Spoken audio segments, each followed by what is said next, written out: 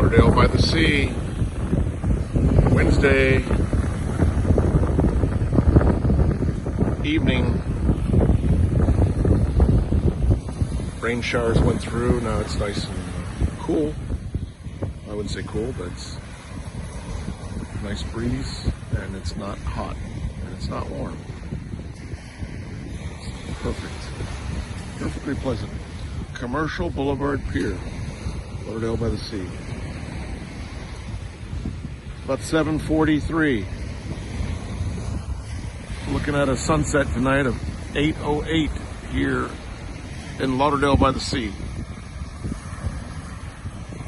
Conditions are prime for motorboating and fishing.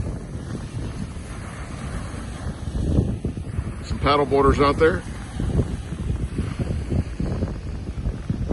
And way down there to the north,